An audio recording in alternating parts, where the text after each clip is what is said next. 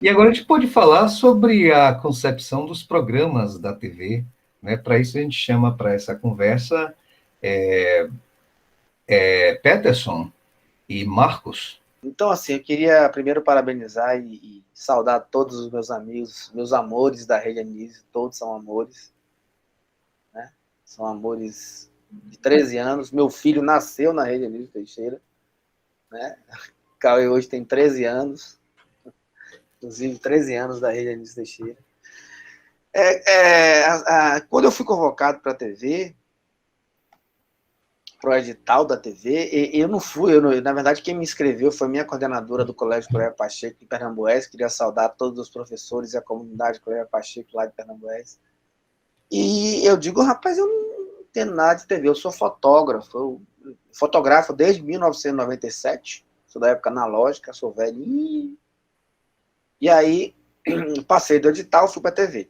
E lá eu conheci essa equipe maravilhosa de transdisciplinar, de pessoas maravilhosas, comprometidas com a educação, comprometidas com o trabalho de ser professor, né? Que não é fácil hoje no Brasil você ter esse compromisso de ser professor, né? Ainda mais hoje nas adversidades que nós estamos vivendo. Mas eu fui para lá e aí eu entendi o que a gente ia fazer. Passamos por 3 meses de formação. É bom que se diga que a gente foi feito, que nós fomos selecionados por um edital público, né? Nós não fomos, como era antigamente, né, ou anteriormente, apadrinhados. Né? Nós fomos selecionados porque nós tínhamos a licenciatura plena na área de conhecimento e tínhamos também uma formação ou na área artística, né, ou na área tecnológica. E a partir daí juntamos esses 20 professores e começamos então a sermos formados por profissionais da comunicação e sermos também formados continuamente na área de pedagogia. E o grande desafio, né, que a gente enfrentou foi como é que a gente vai fazer esse diálogo entre a educação e a comunicação sem ser o pedagogês, né, o videoaula, né, aquela coisa maçante, e sem ser publicitária e sem ser apenas entretenimento. Não que o entretenimento seja ruim. As pessoas têm um equívoco da palavra entretenimento. Então, o entretenimento também pode ser pedagógico. E aí a gente começou a tentar fazer esse diálogo, que não foi fácil. Foram quase 2 anos de formação, de discussões, de debates, de diálogos e tal. E chegamos, então, a pensar numa grade para a tal TV Anísio Teixeira. Na época, 2008, 2009, 2007 começou em Brasília a discussão sobre as TVs públicas no Brasil, a lei da TV pública no Brasil, a EBC, que era a Empresa Brasileira de Comunicação, tinha sido criada e a TV estatal tinha sido acabada pelo governo de Luiz Inácio Lula da Silva, e foi criada uma TV em parceria com a iniciativa privada, com a iniciativa pública, para que tivesse autonomia nas suas grades de produção. Essas discussões se ampliaram em 2008 e a TV pública começou a ganhar um formato, digamos assim, mais consistente.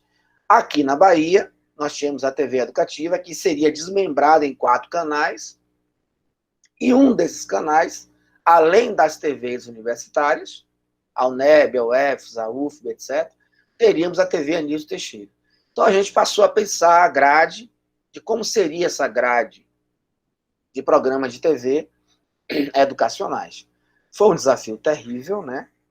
Porque a gente não tinha experiência na área de técnica, né? No sentido amplo, a gente tinha cada um na sua especificidade, mas a gente não tinha a transdisciplinaridade do que é o audiovisual. Né? Eu sempre ouvi falar nas escolas sobre a interdisciplinaridade e nunca vi ser colocada isso em prática. Lá na TV Anísio Teixeira eu vi isso ser colocado em prática usando a ferramenta metodológica audiovisual. Então, porque o audiovisual é um conjunto de formações e de informações que juntos geram um conhecimento e que vai formar o produto final, que é o filme, o vídeo, seja lá o que for. E aí a gente então começou a discutir isso e tal, e tal.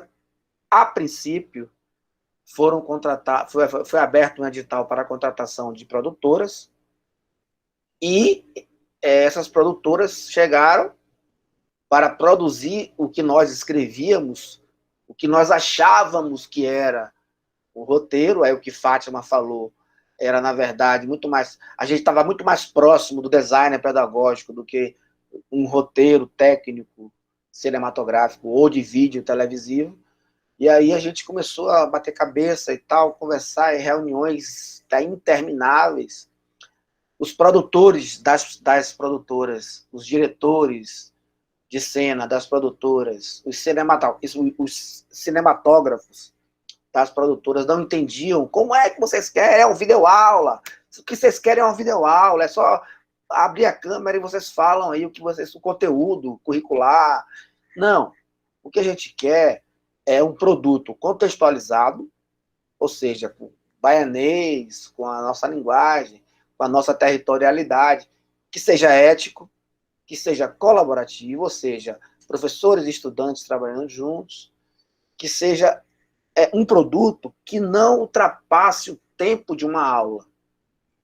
A aula hoje tem 50 minutos, então a gente queria um produto que tivesse 5 minutos, 10 minutos no máximo, para que ele fosse um disparador pedagógico, para que a partir daquele conteúdo proposto, o professor pudesse, com a sua autonomia didática, trabalhar aquele conteúdo em sala de aula. Então era isso que a gente queria, foi um trabalho muito grande. E aí surgiu os programas pilotos, que o primeiro foi o Almanac Viramundo, que era uma revista eletrônica com vários pequenos programetes, e o programa jornalístico educativo, que era a Máquina de Democracia, coordenado pela minha grande amiga Joava Moraes, né? Então, assim, jornalista, formada e tal. Então, assim, todos nós aqui temos uma outra formação para além da licenciatura. É bom informar muito bem, porque Carlos tem uma formação artística, musical interessante, Marcos é formado em audiovisual hoje, academicamente, Geise, cantora, designer, Fátima, produtora, Nilson, um grande ator, além de ser um grande diretor de cinema hoje, Geraldo Seara, grande editor. Geraldo Seara é o nosso ancestral audiovisual, é o homo audiovisualis na TV Anísio Teixeira, digamos assim. Então, a partir daí, a gente começou a pensar e surgiram esses 2 programas pilotos, que não foi fácil de produzir. E aí varávamos madrugadas, assim. Então, as pessoas acham que quando um professor sai da sala de aula para ir para um projeto e vai achar que vai trabalhar menos, tá errado. A gente trabalha muito mais. E a gente tem perdas salariais, digamos assim. Porque eu me lembro que eu saía da produtora com o Joalva 2 da manhã, 3 da manhã. Né? Então, eu viajava com o Geraldo e com o Nilson, a gente começava a gravar 7h30, 8 horas, terminávamos 10, 11 horas, como Jacobina, 10, 11 horas da noite. Isso não... Já é Jacobina, e não era interna, era gravações externas, que requer uma preparação muito mais complicada. Mas conseguimos vencer.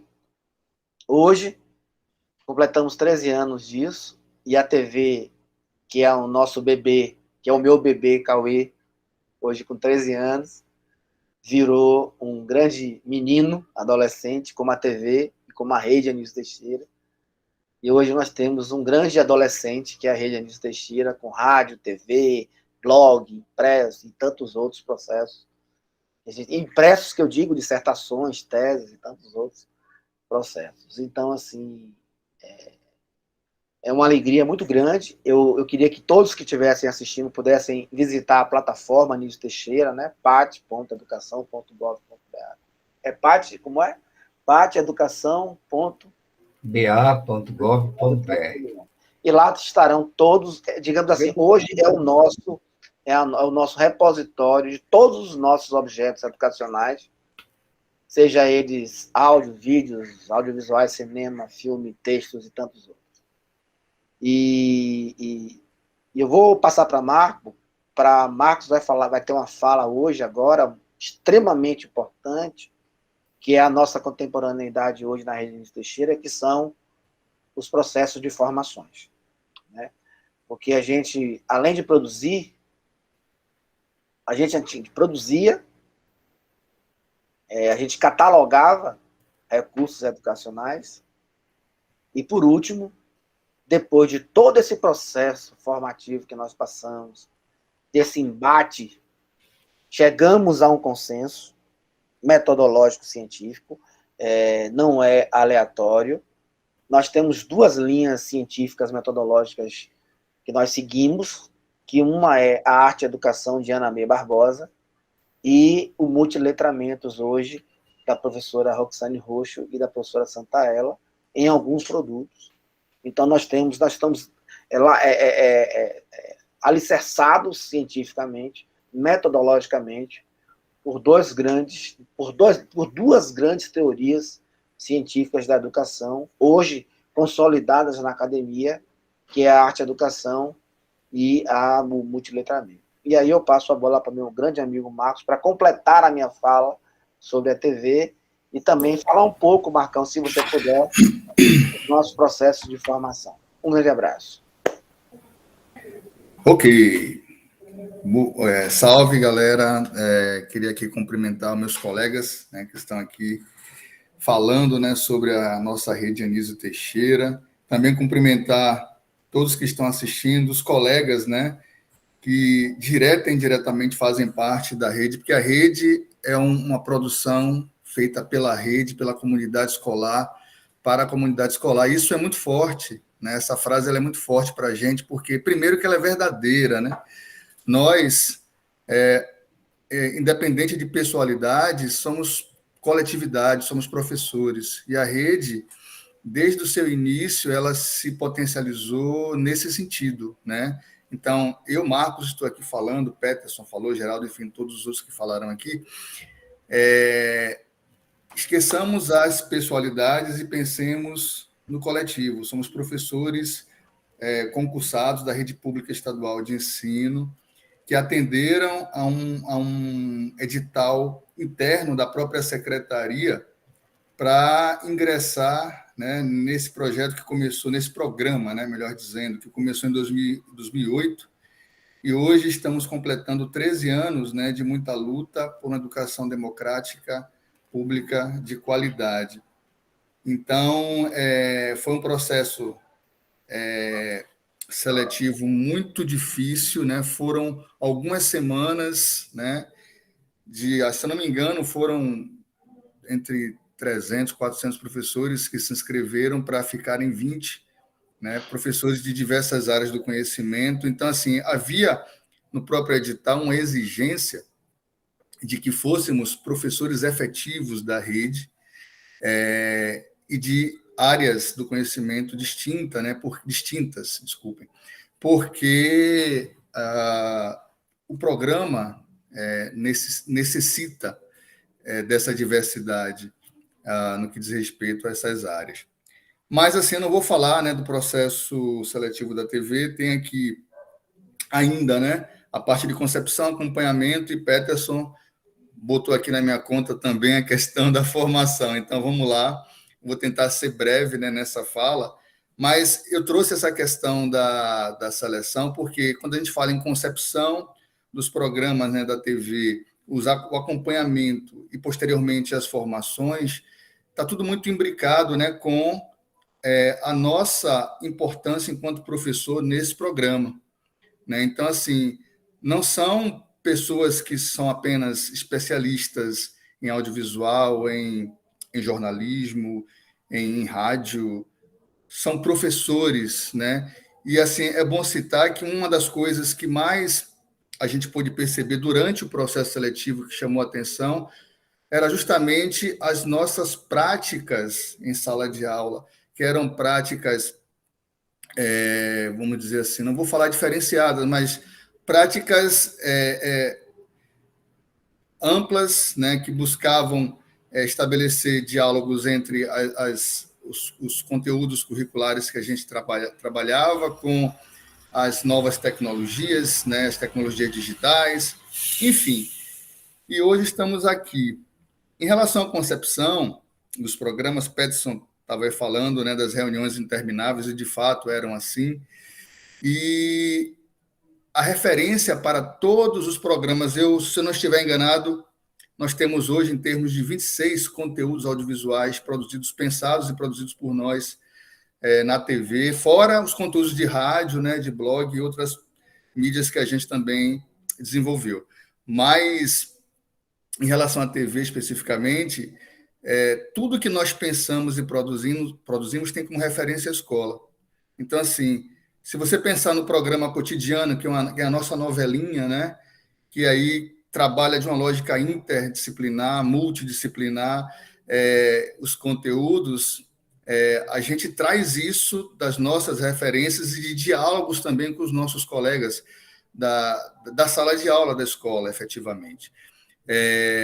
O diversidade, que traz questões tão importantes, né, que a gente vê aí sendo discutidas, e coisas muito, às vezes, difíceis, né, sendo colocadas no contexto atual em que estamos vivendo. Então, a gente teve a ousadia, né, de criar, de pensar e de colocar em prática um programa, né, à disposição dos professores e estudantes que discute de forma respeitosa, ética, as diversidades.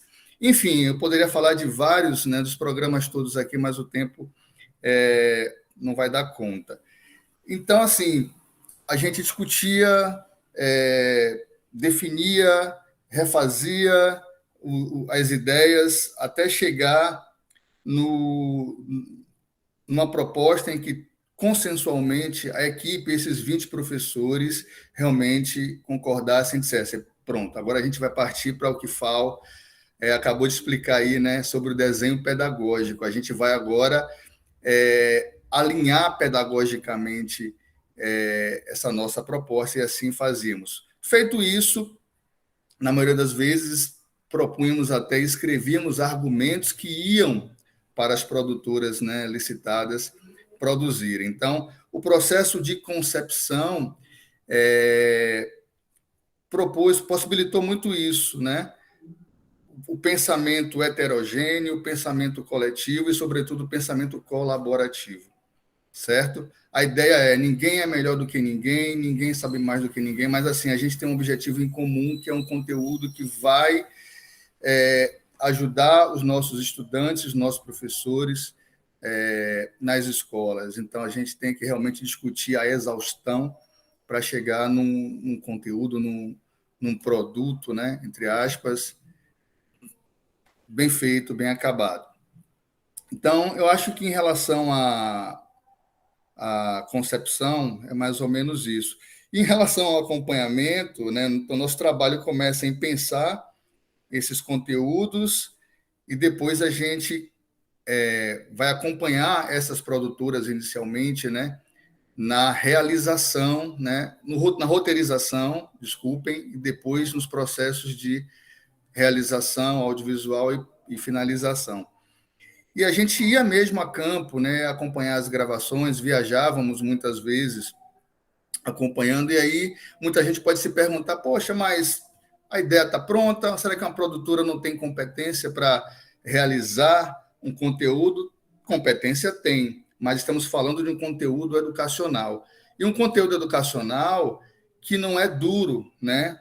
Eu vou usar esse termo não é a videoaula, como foi dito aqui, mas é um conteúdo que consegue mesclar entretenimento com discussões críticas, com a perspectiva pedagógica no nível de excelência. E a gente acompanhava aí, de fato, né? Vou dar aqui alguns exemplos.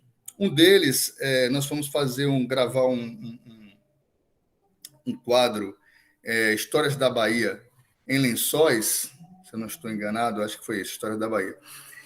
E a opção de locação, né, do diretor, da produtora, foi excelente, mas foi uma opção muito bonita, né, que era ter como pano de fundo o Morro do Painácio, lindo, para uma perspectiva turística, né, para uma perspectiva educacional, e aí surgiu uma discussão que depois ele compreendeu, né? Então, essa é a importância de nós, professores, estarmos acompanhando esses processos de perto e no lugar.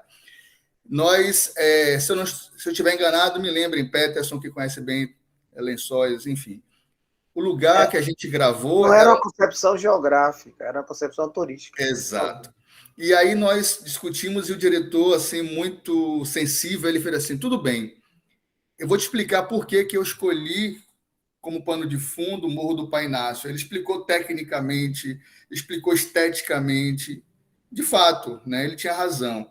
Mas aí a gente explicou pedagogicamente, né, por que a gente não queria, não era desfazendo do lugar que é belíssimo, o Morro do Painácio, mas a gente preferia um outro lugar que era mais simples, que é um lugar chamado Serrano, se eu não estou enganado, mas que para a gente, enquanto professores, né, para a escola era muito mais significativo, porque ao fundo não tinha apenas um morro, mas tinham casas, tinham pessoas. E a gente queria, na nossa programação, mostrar que Lençóis não é simplesmente um lugar turístico, né?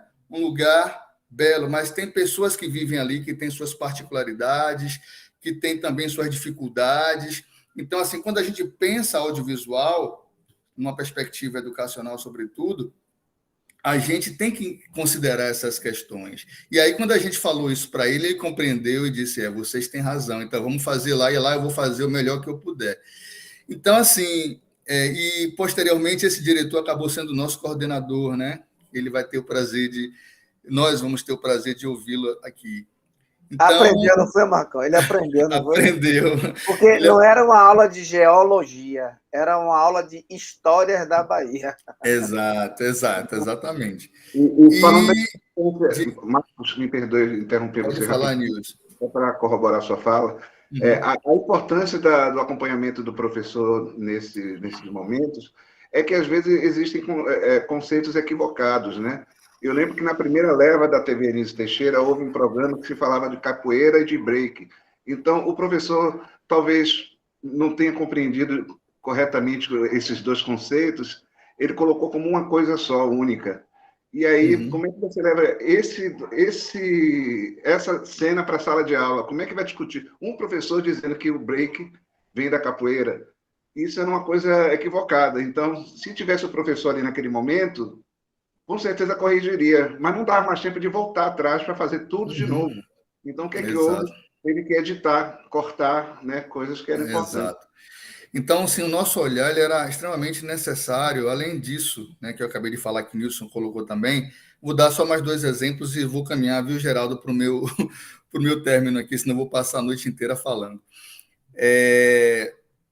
Tivemos um episódio também lá, ainda em Lençóis, desse quadro Histórias da Bahia, que um dos personagens, né, dos protagonistas, era um mestre griot, que era um educador popular da região, de fato. E ele, muito simpático, né, muito comprometido, quis gravar, né, conosco, participar desse quadro, e ao chegar lá, ele lendo o roteiro, ele disse, chamou, né, o diretor e falou, isso aqui eu não gravo. E aí ficou aquele impasse, né? Era uma parte, né, da fala que ele teria que dizer, que ele disse, isso aqui eu não posso dizer. E aí, tínhamos uma historiadora também, né? Uma mestra em história na equipe, e ela achava que poderia. Aí ficou aquele impasse, fala, não fala. E aí nós chegamos no caminho do meio, né? Vamos fazer o seguinte, não precisa você falar isso, e a gente também não vai negar a visão da academia em relação... Nós temos 2 visões distintas aqui. A visão de um educador popular, de um mestre popular da região. E ele não queria falar, não recordo agora o trecho, mas era algo que iria de encontro a todo um trabalho, né, na cultura popular que ele desenvolvia lá. Você não lembra, não? Você não lembra, não, Marcão? Eu não lembro o trecho, né, do roteiro. Porque isso é importantíssimo, né? Porque na a lógica, oralidade, às vezes, acaba indo de frente com a academia. Né? isso. E ele disse assim, com muita tranquilidade: poxa, isso aqui, em linhas gerais, vai negar o meu trabalho, vai negar a minha identidade enquanto mestre popular. Por outro lado, a visão, né, da academia não estava equivocada. Só que aí, naquele momento, a gente tinha que resolver. Vamos fazer o seguinte: a gente tira isso do roteiro e segue o quadro. E ficou tranquilo, né? Não tivemos maiores problemas. E uma outra situação interessante também é a questão de reforçar certos estereótipos, né, que são negativos, na maioria das vezes, perigosos. Por exemplo, eu trabalhei de perto com a confecção das campanhas educativas e tinha uma das peças, né, que eram conteúdos de 1 minuto, que tinha que discutir, né, e promover uma reflexão sobre o preconceito racial. E a produtora teve muita dificuldade em roteirizar uma peça que discutisse isso sem reforçar negativamente esses estereótipos. E aí a gente mesmo, né, teve que escrever esse roteiro e trazendo isso, né, que é um tema que merece muito cuidado, né, para ser discutido, tratado, justamente para não ter esse reforço negativo. E a gente conseguiu, e a produtora realmente nos apresentou algumas propostas e todas foram negadas justamente por isso. Primeiro, porque acabava, em vez de problematizar para termos uma discussão saudável, né, crítica, para tentar vencer esse tipo de situação ruim, reforçava, né? E segundo, que não era interessante para a escola. Então, eu vou parar por aqui, né? Ao longo das falas, se for o caso, eu posso retornar e colaborar de alguma forma. Obrigado e vamos em frente.